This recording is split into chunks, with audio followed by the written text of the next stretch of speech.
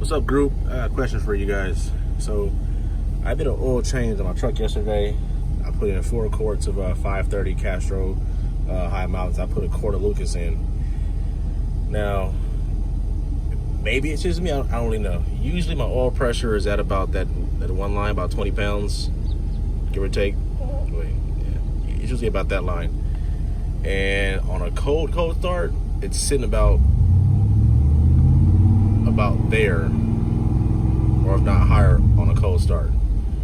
The truck's fully warmed up now, and that's where it's at now. It's slightly higher. So do you think it's the oil, or do you think it's the Lucas? I'm not 100% sure. This might be a dumb question, but I'm just kind of curious to know if it's the Lucas that I put in there also too.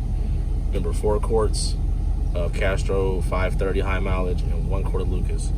This truck has never had Lucas in it before. It never has. And it seems to idle a lot smoother than it did prior to the oil change. If you got any kind of insight on that, let me know. Appreciate everything. Thanks in advance. Peace out. Hey YouTube, what's up? Chevy Y'all Red. Just want to make a video for you guys. I haven't done one in a while. The truck has been sitting up for about maybe about a month and a half, maybe 2 months, maybe something like that. Had a unknown ECM problem. I had to send out and get some stuff fixed on it. I got it back about 2 days ago, and I haven't started the truck. Yeah, I drove it to the backyard, changed the oil in it. That was about it. But I'm gonna take it for a little test drive to see what's going on with it. I changed the oil yesterday. Put in 4 quarts of Castro 530 high mileage, and I put in some Lucas oil treatment. It's the first time this motor's ever had anything in it other than oil, so I'm gonna see how it is. Take a little drive down the road, come back, see what happens. All right, so y'all started it up and everything. Don't mind that. I know why that's on. It's my EGR valve. I plugged it this morning to test something else out, and I haven't reset the computer yet. But don't worry about that. Nothing to do. Everything's working fine. Oil pressure's up, about 40. Battery's good. Got the AC cranking right now, so we're gonna go for a little test drive on this thing and see what it does, see how it acts, and see what's going on with it. Alright, getting on the highway now, and yeah, she's doing so far so good. Oil pressure's still good. Everything's rating pretty good actually. So I can get over this avalanche.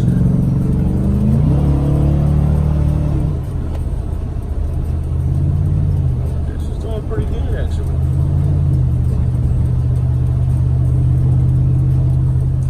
Take her out the city for a minute and see what she does on the highway. But she's doing fine, man. I put a new fuel filter in also. New fuel filter I put in yesterday. That one's been sitting up for a while.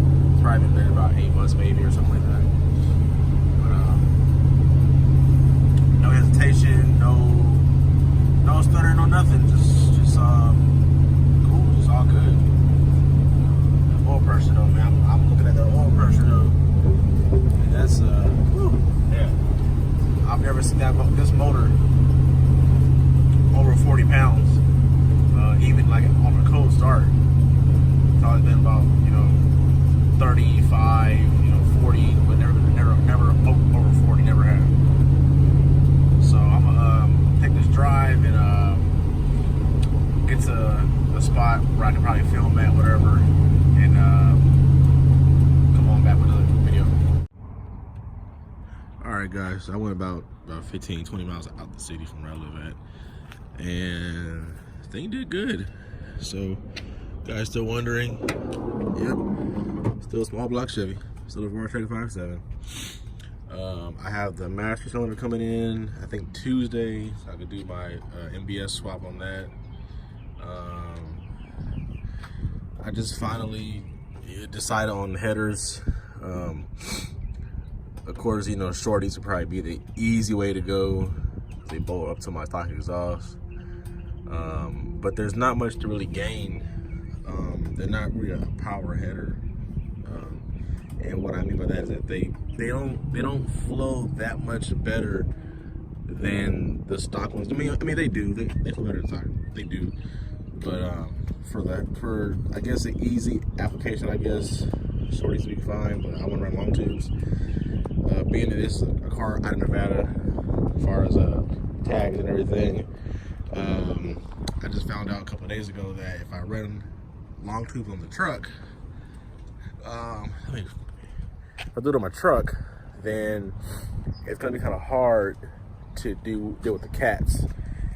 I just found out, I think Tuesday or Wednesday, whatever day it was, that if I run long tubes, most people don't keep the cats. They don't. Me personally, I want to keep the cats, but go high flow cats or dummy cats, whatever. The thing with that is that long tubes, it's going to push the cats back from the stock location. And stock location on these are on the passenger side of the truck, and they sit about, I don't know, one cat sits like right up here, and the other was like about here. So with long tubes, I think I should be good if I keep it the same way like that. I will show a video, but you guys know who have these trucks. Excuse me. Freaking allergy season out here right now. Anyway, so I thought about doing this. Long tubes, and then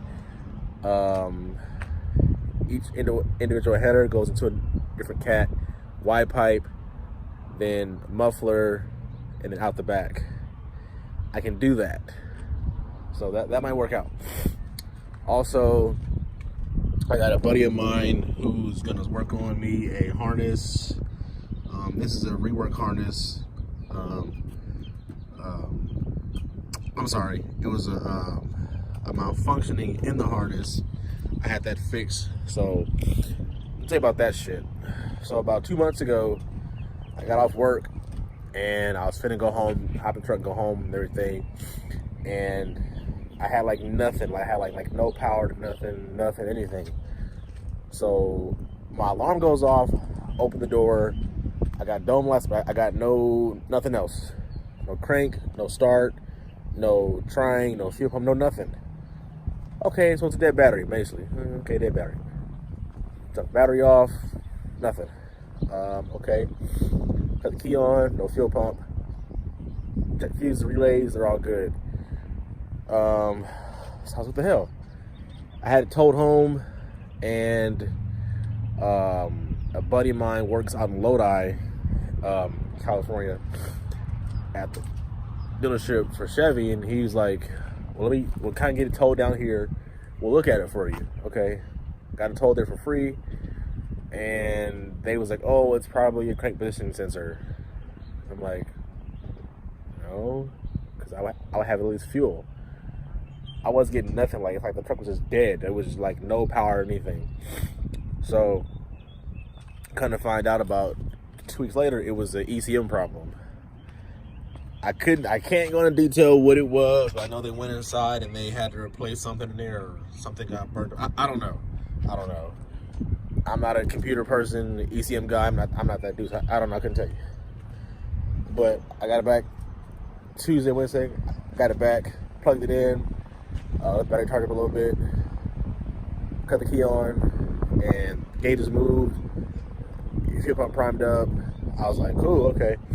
So I started it, and it had a little weird little idle to it, and then as it got hotter, you know, I kind of went down, went normal, and everything was cool. So I was like, what the hell's up with that?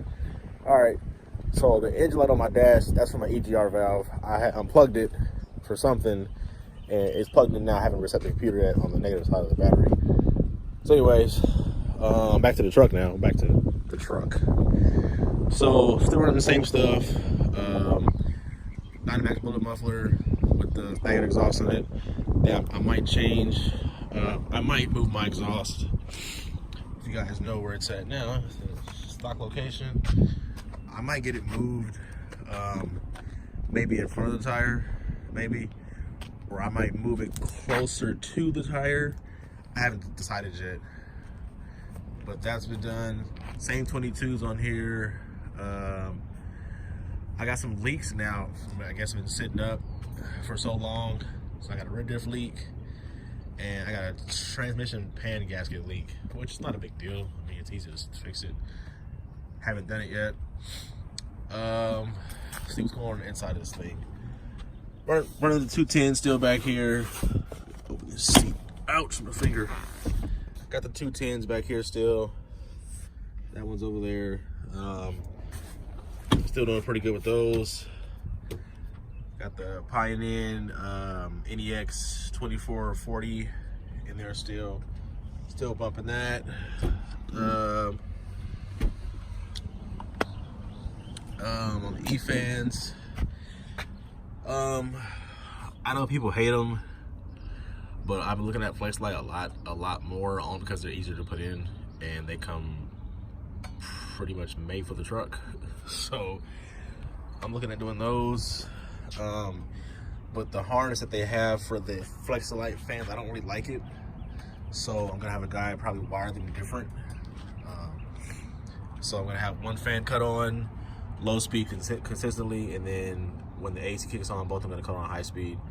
The FlexLight fans, they don't really work like that. They work like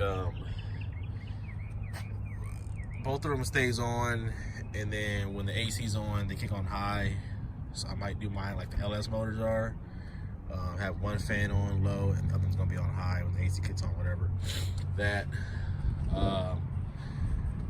What else is going on? I got the Velant intake still got that. Oh, excuse me, still running the 8244 alternator, the 145, which it might go to 160 maybe. It might, I don't know, I haven't decided yet. Like I said, got that coming for about something that'll be this week. What else we got? Also been thinking about getting the truck lowered in the back some more. At least like 2 inches maybe. And then I'm gonna leave the front maybe how it is, or also bring it down some. I took off my front impact strip off the truck only because when I was in the dealership to find out from the ECM, they ended up like picking this side off, and I was like, fuck it, take the whole damn thing off. So I took it off. So trying to get like a visual of it, the chrome front bumper. I kind of like it if it was just like a solid. I could order one from LMC, no big deal. The whole front end is like I think it was like $220 for the bumper. The spoiler down underneath, and whatever this is called back here, that part is like $200. I'll be swapping out my headlights again. Still running the aux beam 9005s and 6s, high and low beams. I'll be swapping these out. All these again.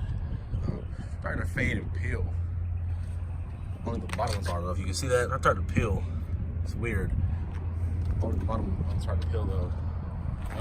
Other than that, she's doing fine, you know. She's a little rough right now. I haven't washed her in a while. She's been just sitting up. I've been doing more. I've been driving the Suburban more a lot now. For the Suburban, I've been driving that a lot more. And then with the Suburban, which no one sees that truck a lot because this channel really isn't for the Suburban, but it makes an appearance here and there. You know what I mean? That one I've been looking at doing. Oh God, what was that header's called? Freak. Is it TSP? No.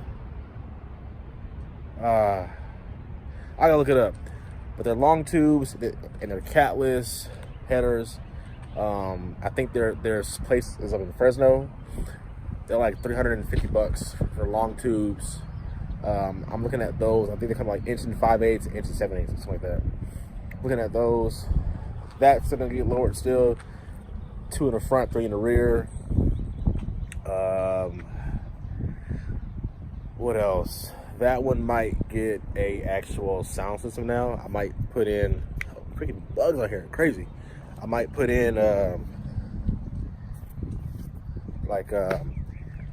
maybe like 210s or 112 or 212s in that, maybe. Put a little bass in there because it's Suburban, so I got the room still for everything. I don't use my third row seat at all. I've never used it, never have. Changing up that. What else we got coming for that truck? It's already tinted. It's got the intake on it. It's got the exhaust on it. Oh, the exhaust, okay. These two trucks, so the Suburban and this truck, same muffler, same Dynamax bullet muffler, same size, everything. That one, I'm gonna switch out that tip because if you guys look at the video before, I got two tips on it. One on this side, and then I got one on the passenger side on the Suburban. I kind of don't like that look of it on it. I don't. So I might swap those out and then go back to just the one side exhaust on it. I might do that. I did think about putting a cam in it, only because my buddy can do it for like hella cheap. Texas speed cam, nothing crazy. Thought about doing that, but then I was like, man, it's like that's like the family car. I can't have a cam Suburban on the damn road. I mean, I could, but you know, that's the family car. You know, this is the toy. Family car, toy. Family car, toy. Of course, you can't see the car because I'm not the car. Anyways, so I thought about doing that. They do have a cam that's like, it's not so choppy, not so aggressive as the Texas speed cam I looked at.